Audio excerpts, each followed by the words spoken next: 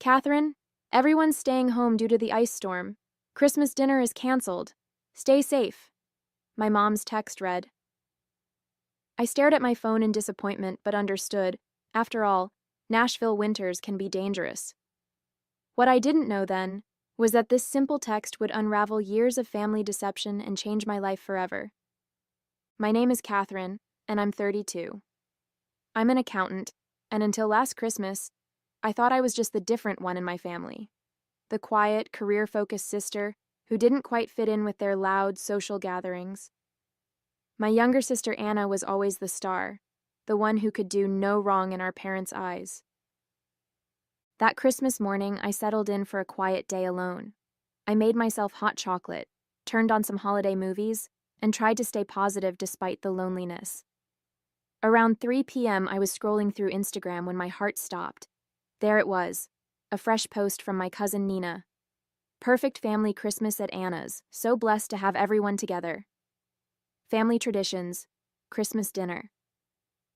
The photo showed my entire family, mom, dad, aunts, uncles, cousins, even my grandmother, gathered around Anna's elegant dining table.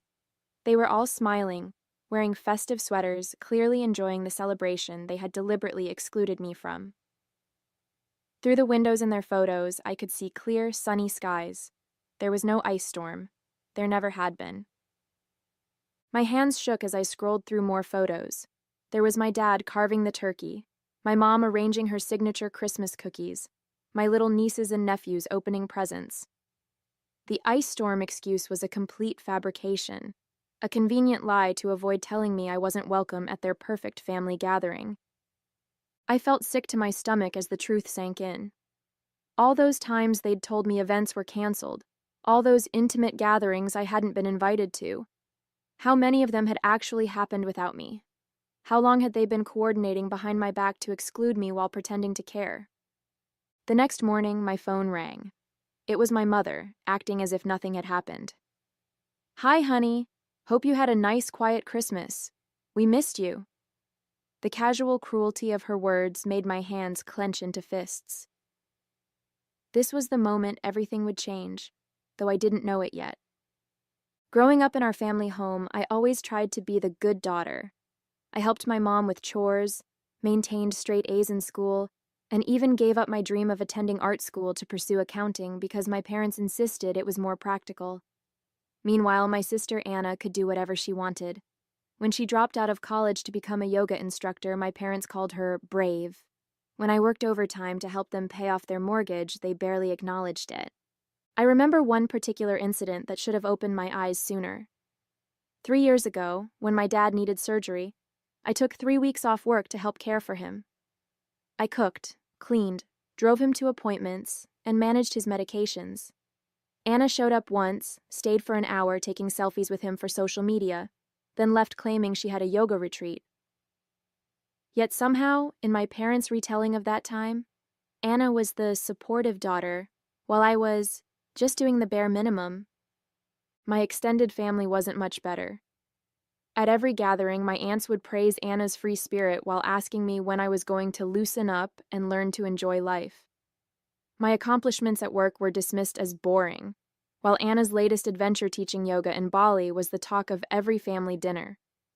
I kept telling myself it didn't matter, that family was family, and they loved me in their own way.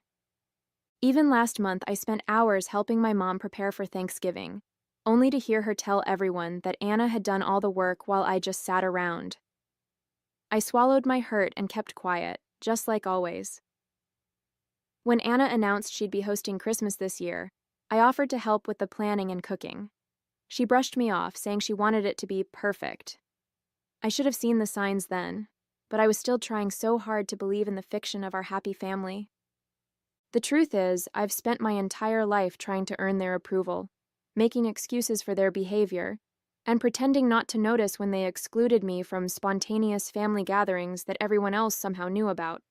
I convinced myself that if I just tried harder, worked longer, gave more, they would finally see me as worthy of being part of their perfect family picture.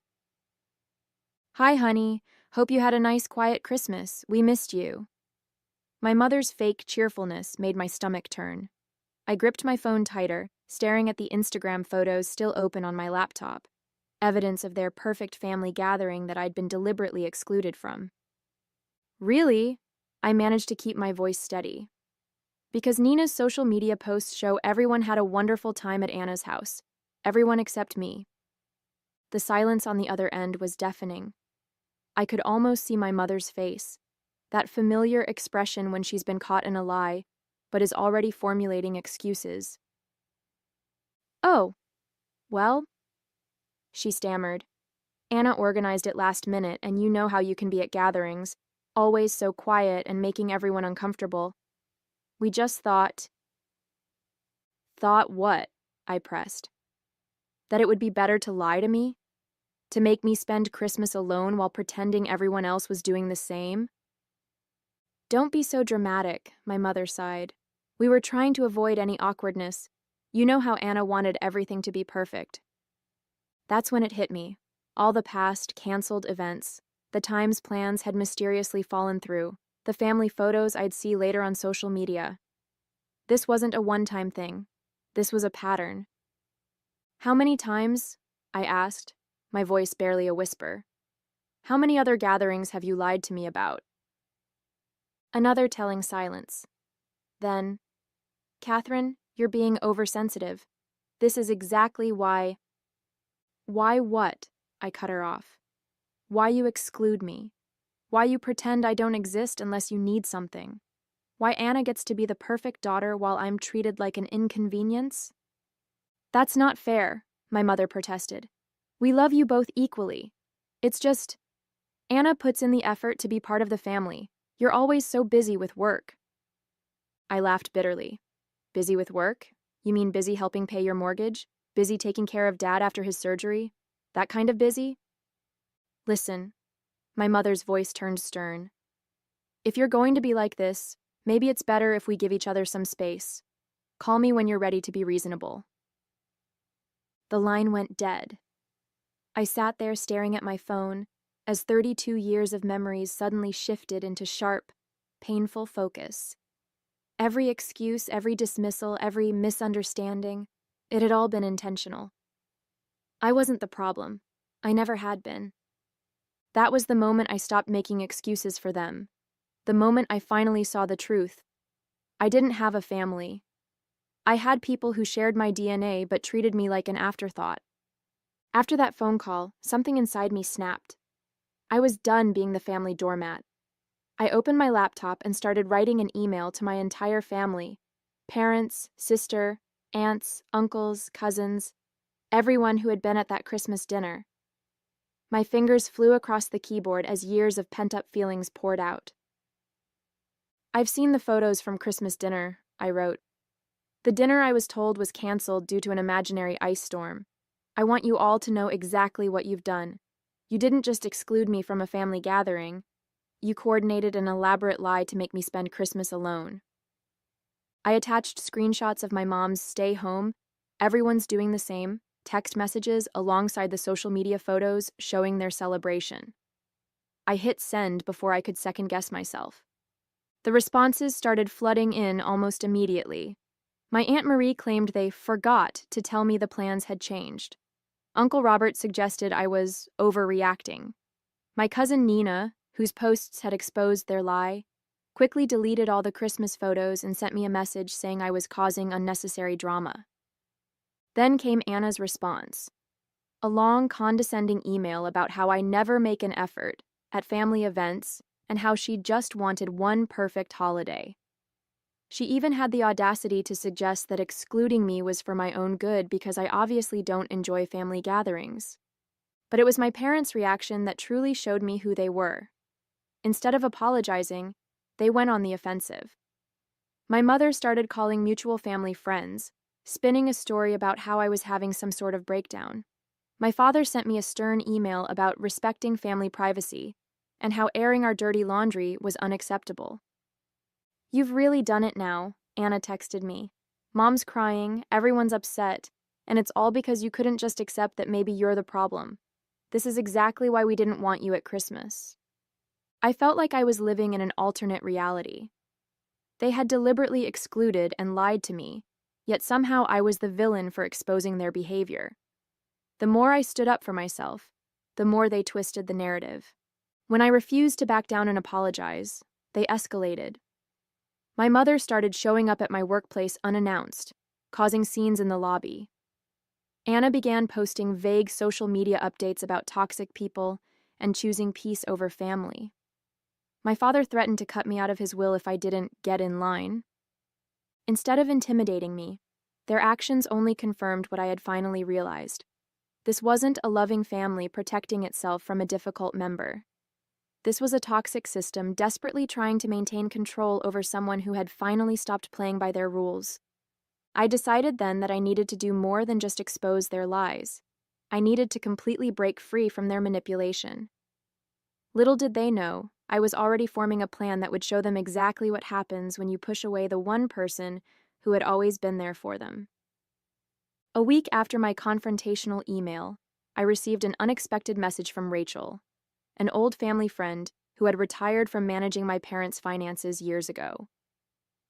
"Catherine, I've been seeing what's happening with your family on social media. There's something you need to know. Can we meet?" I agreed to meet her at a quiet cafe downtown. When I arrived, Rachel looked nervous, clutching a manila envelope. "I've been carrying the guilt of this for years," she said, sliding the envelope across the table. "Your father swore me to secrecy, but after seeing how they're treating you now, I can't stay quiet anymore." Inside the envelope were bank statements and legal documents dating back 15 years. As I read through them, my hands began to shake. According to these records, my grandfather had left a significant inheritance specifically for my education and future, nearly $300,000, money I had never known about. "Your father was the trustee," Rachel explained quietly. "He was supposed to give you access when you turned 25. Instead, he transferred everything to Anna's accounts, using it to fund her lifestyle and her failed business ventures." The revelation hit me like a physical blow. All those years I'd worked overtime to pay for my accounting degree, the student loans I was still paying off, the times I'd helped them with their mortgage. They had been sitting on my inheritance the whole time, spending it on Anna. "There's more," Rachel continued. "Your grandfather also left properties that were meant to be split equally between you and Anna. Your parents sold them all. Using your power of attorney, they had you sign when you were 18. Remember when they said it was for emergency medical decisions?" I felt sick. The document I'd trustingly signed had given them complete control over my financial interests. They had systematically robbed me of my inheritance while watching me struggle, accepting my help with their expenses, and making me feel guilty for not contributing enough to the family. Even worse, the statements showed regular transfers to Anna labeled as business investments, money taken from my inheritance to fund her yoga studios, her retreats in Bali, all those adventures they'd praised her for while criticizing my boring accounting career. "Why tell me now?" I asked Rachel, my voice barely steady. "Because I saw your mother's social media posts painting you as unstable and ungrateful. They're trying to discredit you before you can discover the truth. They've been embezzling from you for years, Catherine. What they've done isn't just morally wrong, it's illegal." Everything suddenly made horrible sense. Their escalating attempts to paint me as unreasonable, the threats to cut me out of the will, when they'd already stolen my inheritance, their desperate need to maintain the narrative that Anna was the successful sister while I was the difficult one. I carefully packed the documents back into the envelope, my mind racing. "Thank you, Rachel. I know exactly what I need to do now." This wasn't just about a ruined Christmas anymore. This was about years of calculated deception and theft. And I, an accountant with years of experience tracking financial fraud, was uniquely qualified to make them face the consequences. With Rachel's documents in hand, I spent the next week meticulously building my case. As an accountant, I knew exactly how to trace the money trail. Every unauthorized transfer, every misused power of attorney, every fraudulent document. I tracked it all. I also hired Sarah Chen, a lawyer specializing in estate fraud, to review everything. "This is a clear case of financial exploitation," Sarah confirmed. We can file criminal charges if you want to pursue that route. I considered my options carefully. A criminal case would destroy my family's reputation, but they had already destroyed our relationship. Still, I decided to give them one last chance to make things right. I emailed my parents and Anna, requesting a family meeting to resolve our differences. They jumped at the chance, probably thinking they could manipulate me back into line. We agreed to meet at my apartment the following Saturday. The morning of the meeting, I arranged 3 folders on my dining table, one for each of them. Inside each folder was a complete record of their fraud, along with a letter from my lawyer outlining their options. Either transfer all remaining funds back to me and sign a confession, or face criminal charges. They arrived looking smug, clearly expecting me to apologize. My mother started in immediately. "Catherine, we're so glad you've come to your senses." I cut her off by sliding the folders across the table. "Before anyone says another word, I suggest you read these." The color drained from my father's face as he scanned the documents. Anna's hands started shaking. My mother tried to maintain control. "This is ridiculous. You're trying to blackmail your own family?" "Blackmail?" I laughed coldly. "No, I'm giving you a choice. Return my inheritance with interest and admit what you did, or I'll let the police handle it. Rachel's already agreed to testify."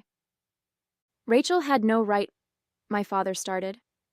"You had no right," I interrupted. "You stole from me for years while watching me struggle. You used my power of attorney to sell property that was rightfully mine. You funded Anna's lifestyle with my inheritance." Anna burst into tears. "I didn't know. They told me the money was from their savings." "Don't lie," I replied calmly. "The transfers went directly to your accounts. You knew exactly what you were doing." My mother tried a different approach. "Think about what this will do to the family. What will people say?" "You should have thought about that before stealing hundreds of thousands of dollars from your own daughter," I responded. "You have 48 hours to decide. Either sign the confession and arrange the transfers, or I'm going to the police." They left in a panic, my father practically dragging my hysterical mother and sister out the door. Within hours, the family group chat exploded with messages from relatives, all taking their side, of course. But I remained calm. I had truth and evidence on my side.